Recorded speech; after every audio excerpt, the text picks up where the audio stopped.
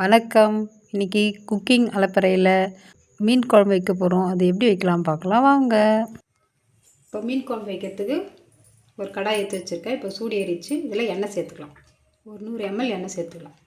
எண்ணெய் சூடு ஏறிச்சு. இப்போ தாளிக்கிறதுக்கு கடுகு சேர்த்துக்கலாம். வெந்தயம் ஒரு ஸ்பூன், சீரகம் கொஞ்சம், பொடியாக நறுக்கி வச்சு வெங்காயத்தை இதில் சேர்த்துக்கலாம். இப்போ நல்லா வதக்கலாம். கொஞ்சமாக கருவேப்பிலை சேர்த்துக்கலாம். சேர்த்து நல்லா வதக்கலாம். வேறு எண்ணெயில் வதங்கட்டும். வெங்காயம் இந்த அளவுக்கு வதங்கியிருக்கு. இப்போ நம்ம பூண்டு சேர்த்துக்கலாம். இந்தமாதிரி நசுக்கி வச்ச பூண்டை இதில் சேர்த்துக்கலாம். சேர்த்து வணக்கி விட்டுக்கலாம். கொஞ்சம் நேரம் எண்ணெயிலே வதங்கணும். இப்போ நம்ம கட் பண்ண தக்காளி சேர்த்துக்கலாம். கொஞ்சமாக கல்லுப்பு சேர்த்து இதை வதக்கலாம்.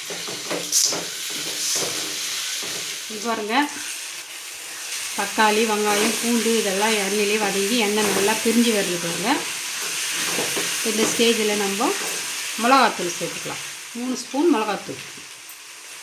இப்போ நான் வைக்கிற குழம்புக்கு இது தேவை, 3 போதும்.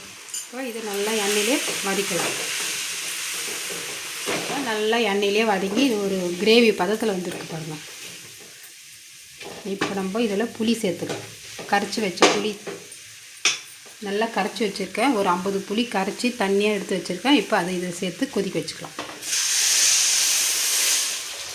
நல்லா மிக்ஸ் பண்ணி விடுங்க. இன்னமும் கொஞ்சம் தண்ணி சேர்த்துக்கணும்.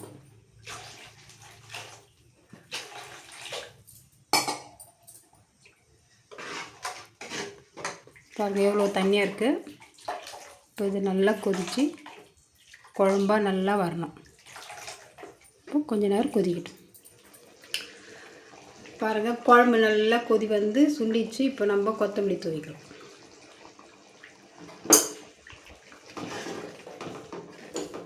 நல்லா மிக்ஸ் பண்ணி விட்டுக்கலாம். இப்போது இதில் மீன் சேர்த்துக்கலாம்.